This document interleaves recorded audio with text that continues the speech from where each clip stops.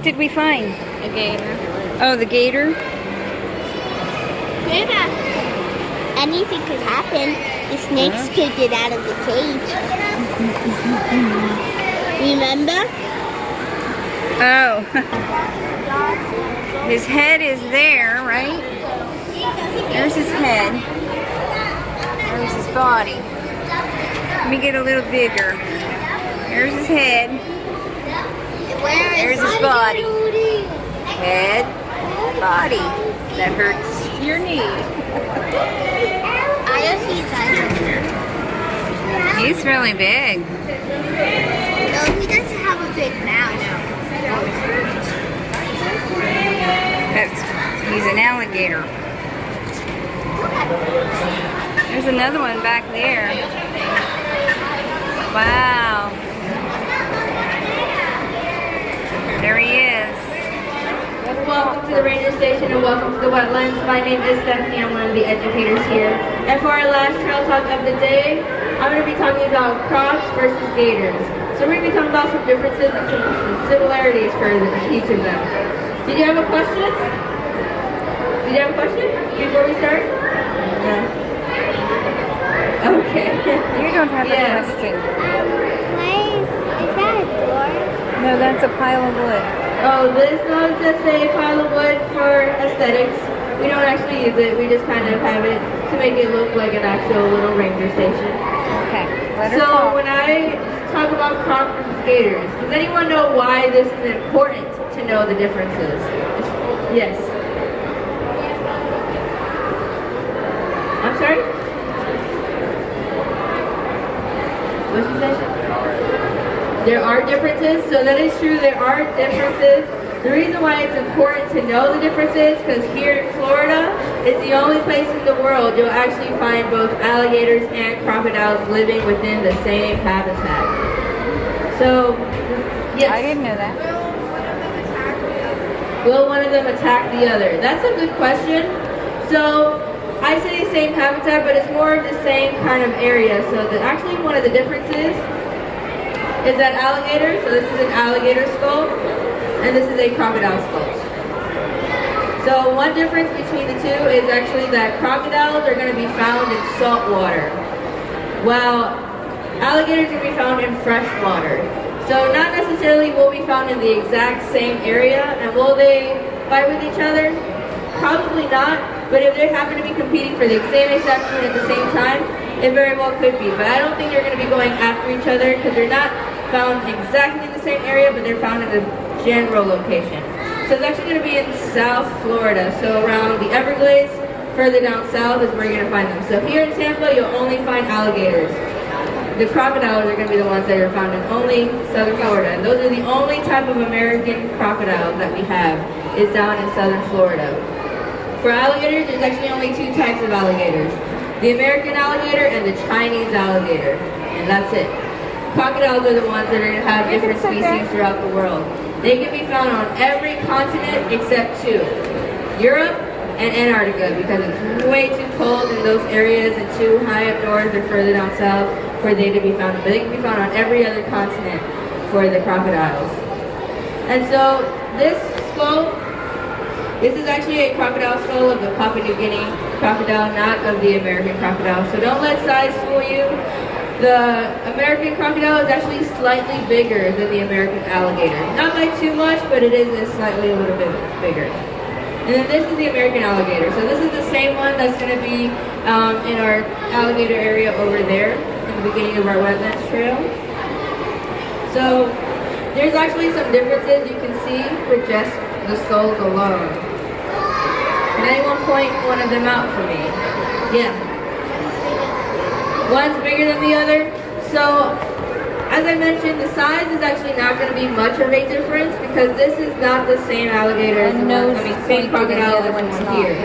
So, the American crocodile, the ones we do find here, they're a bit bigger than our actual American alligator. So, size is not too much of a difference, at least with just the skulls.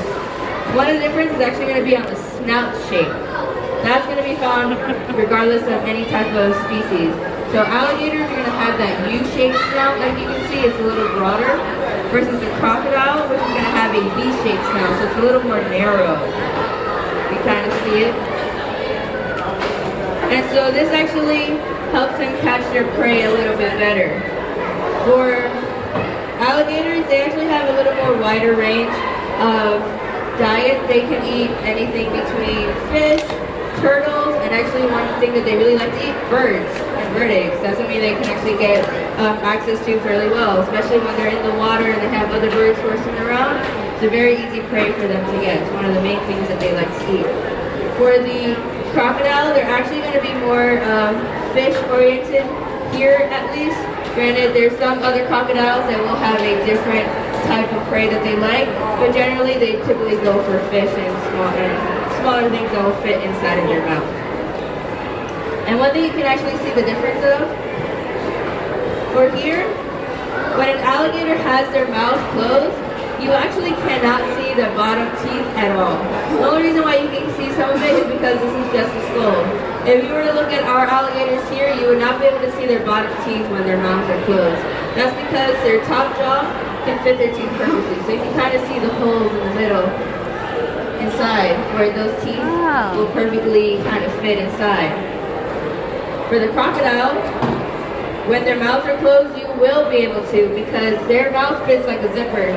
Their teeth fit perfectly within each other. So when their mouths are closed, you will definitely see. So this is a real skull, and that is just a replica. So some of their teeth are missing, but you can kind of see that zipper-like to it. Bless you. Wow. You kind of see how it's more like a zipper. And with crocodiles, their fourth tooth from the front, so around this one, will always be showing. It actually comes up a little bit from the top, right here. So when their mouths are closed, and you can see all of their teeth, top and bottom, and you see that front one, then that means it's a crocodile and not an alligator. Another way you can see the differences on visually that you can't really see with the skulls because they're just skulls and bones, is the skin color. The color of the actual animal is going to be different. So I have a quiz for you guys. Are alligators green? Yes or no? Yes. No? No? Yes? Yes. The actual answer is no. They are actually black and white. But they do look green, but that could be due to the algae and the moss that grows on them when they are on the water, but they are not green. They actually have what's called counter shading. So they're going to be really dark on top and light on the bottom. The reason why they have this, and a lot of other animals have this as well, is because if a predator is looking at them from the top above the water, that darkness actually blends in with the rest of the water down at the bottom.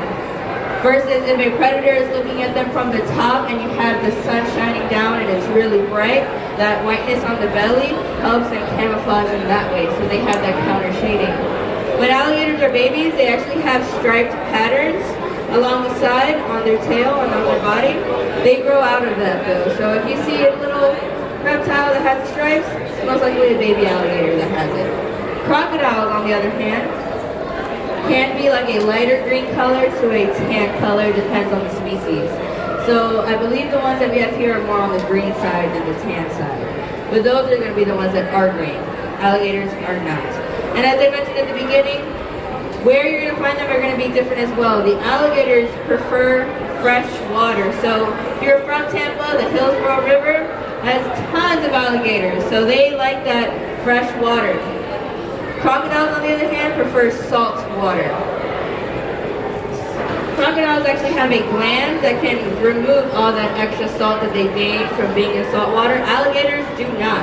So you will hardly ever actually see an alligator in just pure salt water. So right out here in the bay, it's actually brackish water. It's a mixture of salt and fresh water, so it's not as salty as the ocean.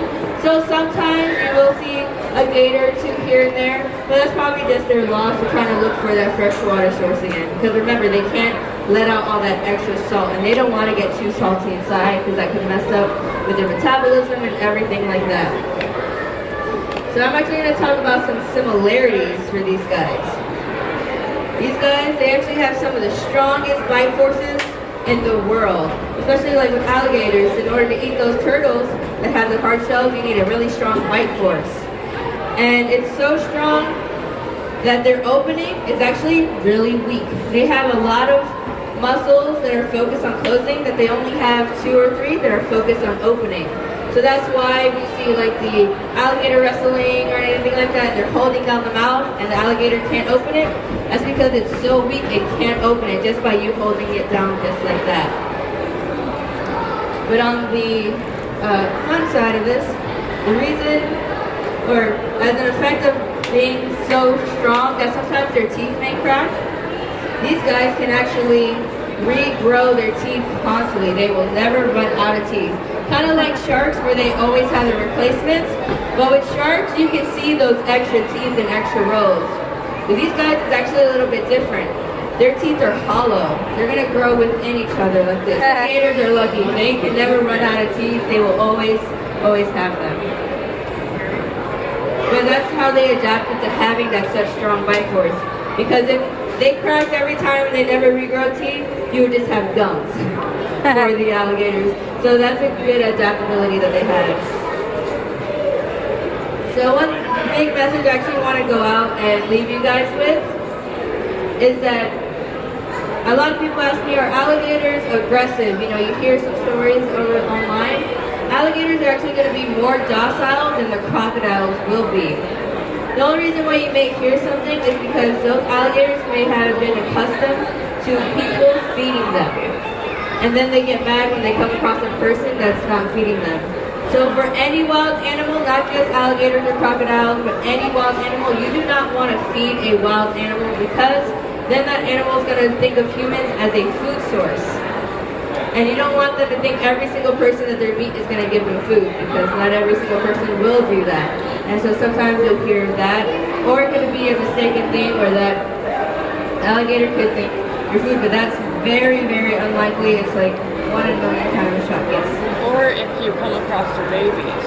The babies? Yeah. Oh, that's right. So with babies, you want to make sure you go far away from the babies. You want to know why? These are some of the best mothers in the world. Alligators are very, very protective of their young. So if you see a baby, go back, go the other way, because it's more likely that the mother is somewhere else along the way. It probably won't be too far. And babies can do a little chirp as well and a little hiss. So if you start hearing that chirping, that's calling for its mom. So that's why you want to go the other way. Leave the baby alone. Don't feed it. Don't do anything. Because they're very protective of their young. Which is actually not very common for reptiles. Reptiles usually just have their babies and go on their way. For how long? For how long? So I'm not exactly sure. Sometimes it could depend on the health of the animal or the baby. But I think they don't reach maturity so around 4 or 5 years or so. But don't quote me on that. I know they have to get fairly bigger before. So they stay together until they're... Yeah, so the mother feels like the babies are ready to move on or the babies move on their own. Yeah. But I'm not exactly sure how long they're and one actually little fun fact that's not really relevant to the differences, but there's actually only around 2 animals in the world that actually actively hunt humans on purpose. The Nile crocodile and the saltwater crocodile. So they're found in either Africa or in the Indo-Pacific. So nowhere here, which is a good thing. But those animals are about a good 5 or 6 more feet bigger than the American alligator at full length. And those are going to be the ones that are actually actively hunting humans. So if you're ever in those areas, make sure you watch out, don't stray to the rivers or the saltwater way too much. Because they're actually, pretty dangerous animals. But that's actually a fun fact. So the only ones that actually still prey on humans on purpose. Do you guys have any other questions? For the most part, are actually going to be more, thank you guys for coming, are actually going to be more skittish to humans than the crocodiles will be. So more than likely, they're going to actually go the other way unless they feel like they need to defend themselves. You're watching too many movies. They're accustomed to people coming, so they're not going to be afraid of. But that's why we don't want to get them accustomed. We want them to have that. Yeah. Will they eat otters? Probably. There's a lot of different things that could be their food source. So it could be, but I'm not exactly sure if that's one of their main diets. You don't need but to there's ask nothing any really more stopping them from doing it. so otters can fight back too. Alright, I thank you guys for coming. I hope you guys enjoyed the talk and hope you guys enjoy the